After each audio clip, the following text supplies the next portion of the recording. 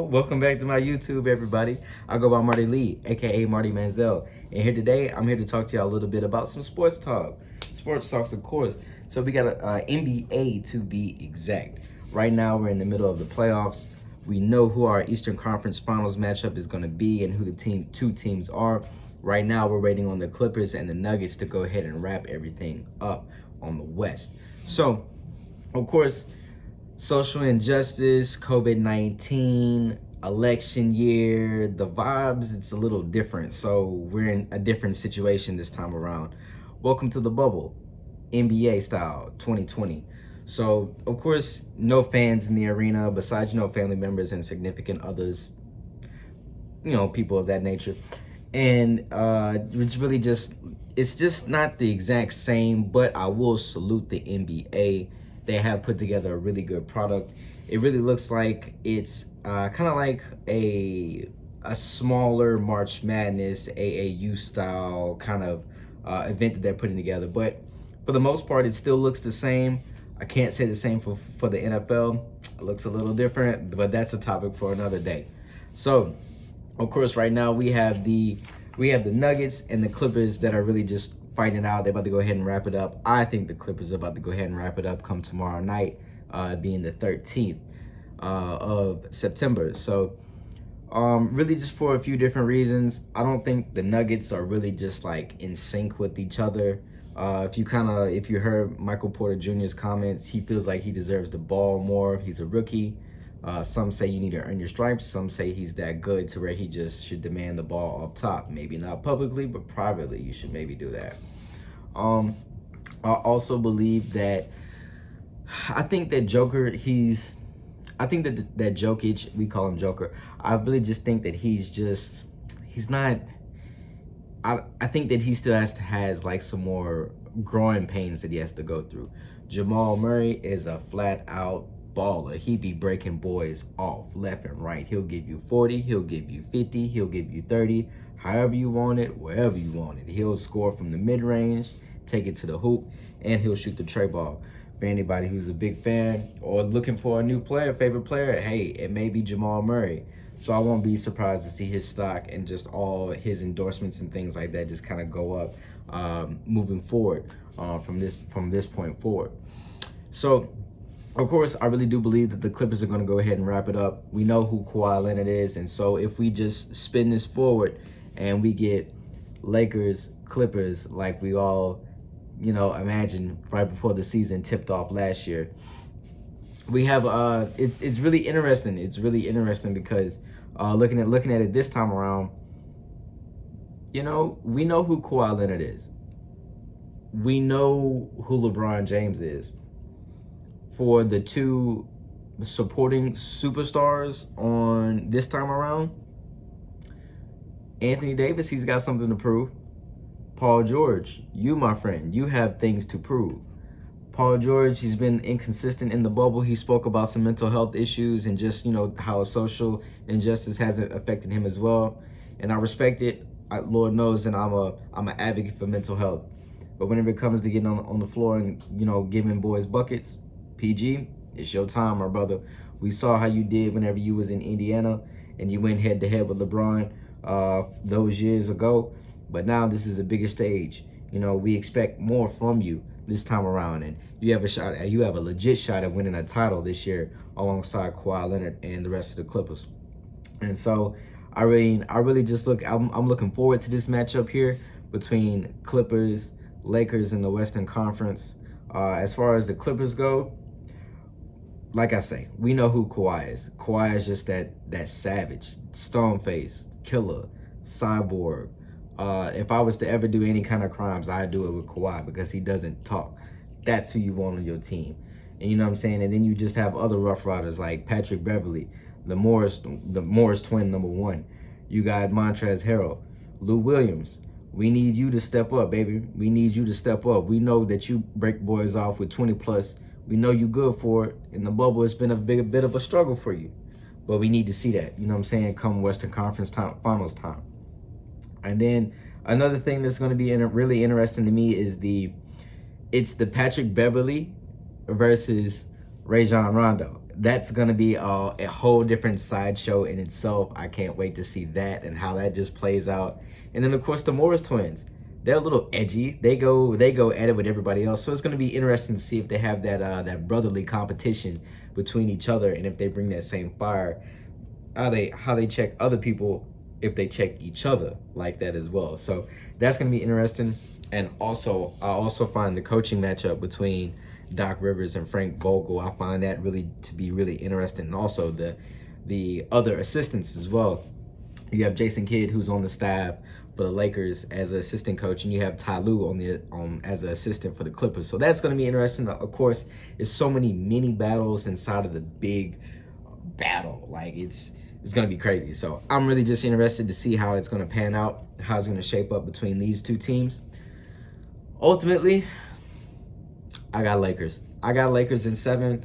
I really do believe that LeBron James, he's just LeBron James. I feel like he's going to be able to will his team to that finals level. And keep in mind, ladies and gentlemen, like LeBron, he's still doing it, man. He's still doing it. It's year 17. He's 35 years old. He's coming off of a groin injury. Who suffers a major injury in their 30s, in their mid-30s, and still excels? You got to give that man his flowers while he's here. LeBron James, he is the GOAT of this generation, and we will respect him as such.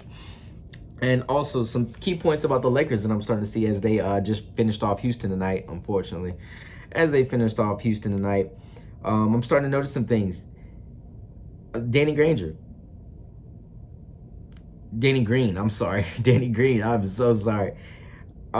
He's starting to find this 3-point stroke. I think he's read a lot of those comments, Laker fans. He's sat back and he watched y'all diss him for months and months and months, saying that he's stealing money. The jokes were hilarious. I was in on it too.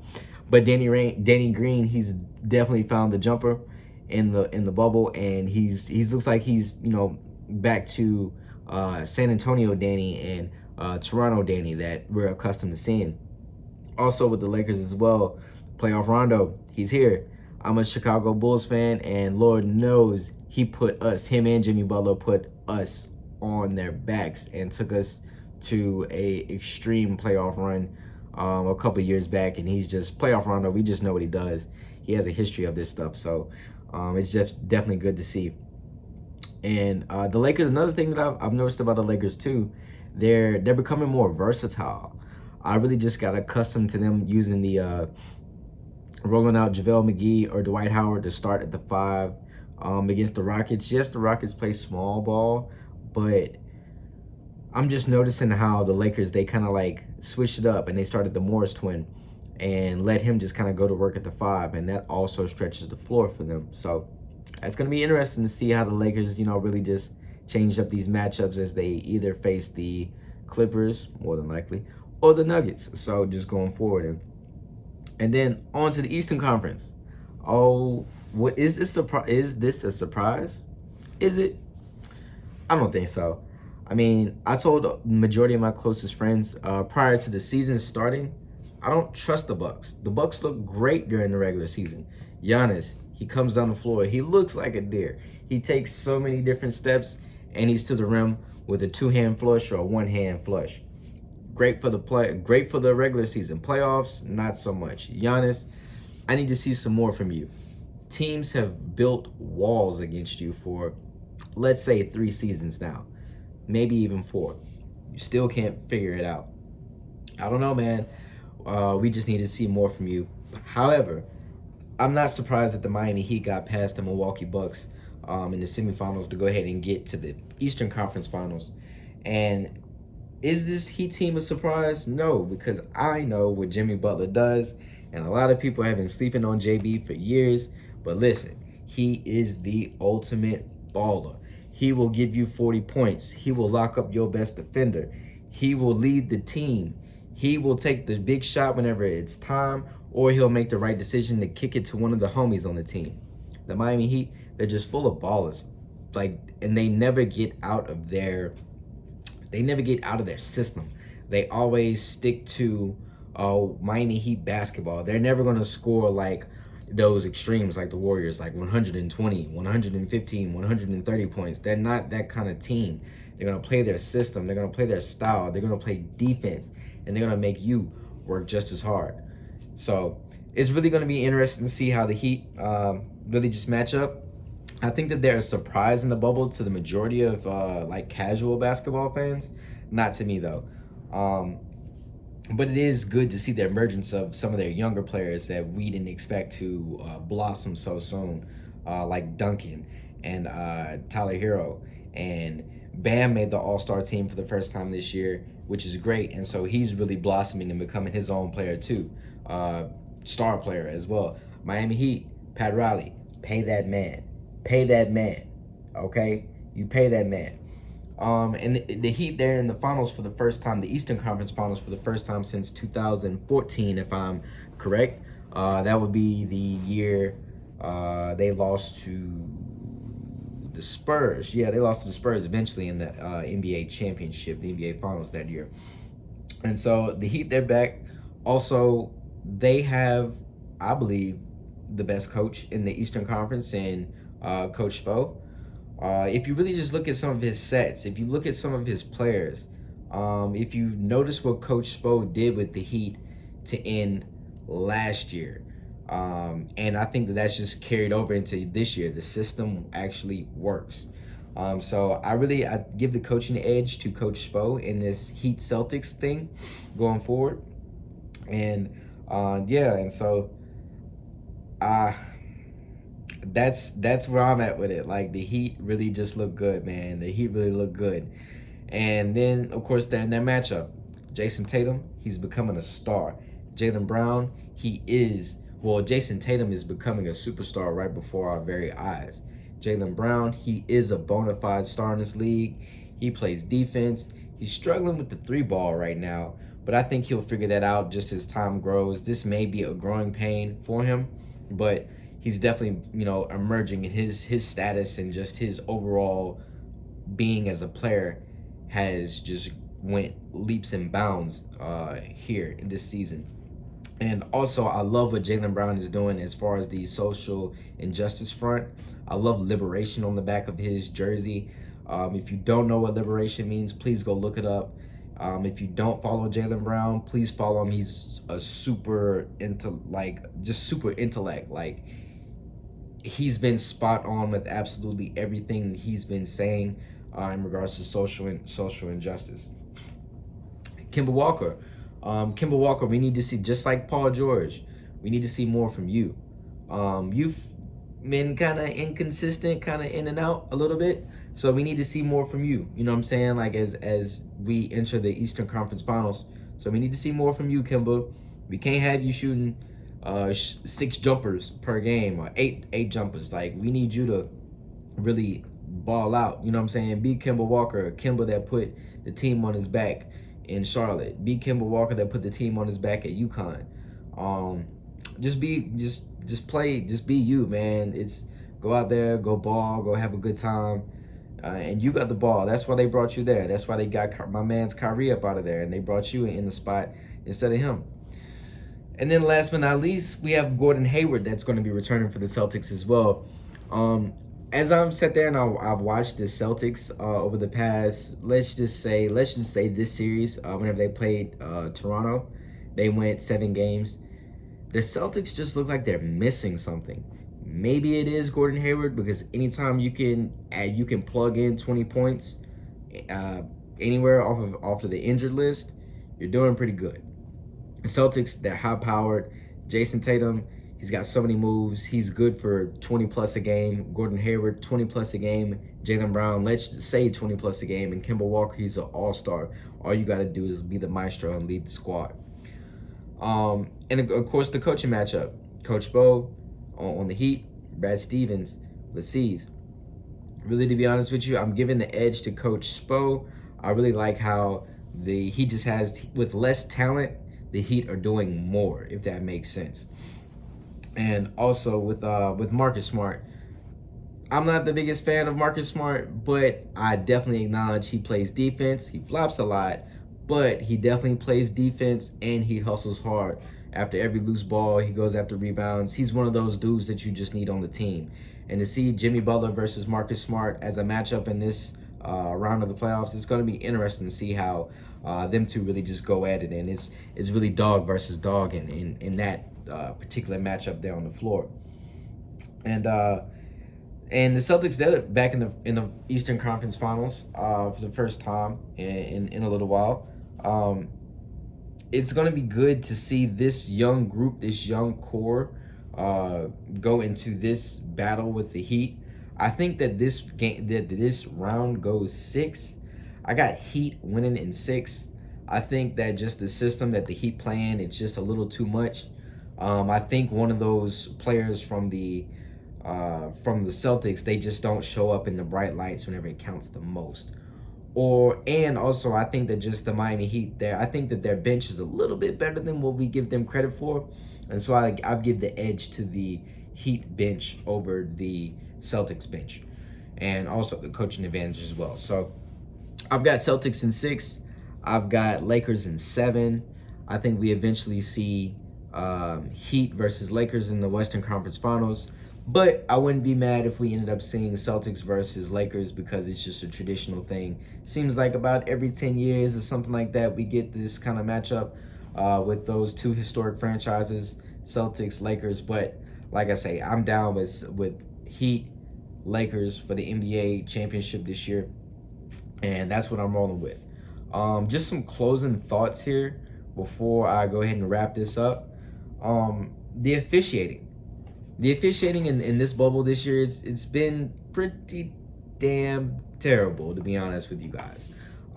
It seems like the officials, they're overreacting to a lot of the things that are like going on the floor. Whether if it's just they think something is too physical.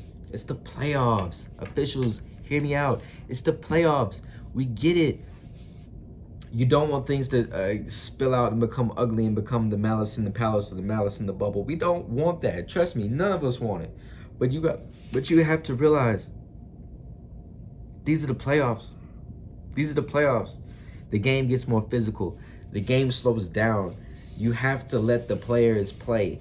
Please, officials, I am begging you, please let the players play in this conference and in the NBA Finals. Please let them play. You guys don't need to overreact to everything where you have to review this and review that. Is this a flagrant? Is that a flagrant? Let's not make any more bogus calls like you guys did with Kristaps Porzingis, and you throw somebody out of the game. Let's not do that. Please, let's not do that. And also, I also find it funny that now that everybody that comes into the bubble now, they're all the players, they're aware of the review. And as soon as something bad happens, like everybody's like, yo, run the review, run it back. Coach, challenge that. I love it. But it's just like one of those side joints that you just notice off to the side. It's like, okay, like everything doesn't need to be reviewed. Patrick Beverly, you know what I mean? So yeah, man, I think that the overall success of the bubble, it has been great. I also did see a report out there that said the NBA viewership is down somewhere between 25 and 40% compared to the last 2 years. A couple quick thoughts about that, maybe 2 or 3 quick thoughts about that. One, it's due to the people in our society that do not want to see Black Lives Matter or any type of social issue that we face or deal with, not just here in America, but globally, that the NBA players and brand is bringing awareness to. Not only is it just that, I think that those are the people that are, decided not to watch basketball anymore, which that's cool with me. It's obvious you're not welcome in our game if you do not support this type of movement that the players have going forward. So that is one part.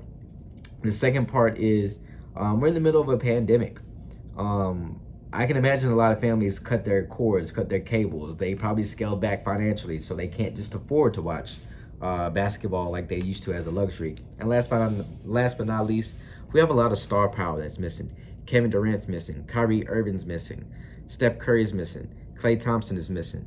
I think whenever those brothers come back next NBA season, we'll see an increase. We'll see an increase in those numbers, or those numbers would be back or even better. And so that's just my closing thoughts here as I go ahead and wrap this up. I want to thank everybody for tuning in. Whether if you just click play and you were here for the first 10 minutes, 5 minutes, whatever, or if you stayed for the whole time that I was just kicking game with you guys, I appreciate everybody. Please like, share, subscribe, send it to a friend, send it to your mom, send it to your homie that you and your boys, y'all talk mess about sports all the time. Send it to them, and I'll definitely be back with another video. Make sure y'all please follow me on all of my socials. You'll find those below down here in the description of this video. And until next time, y'all.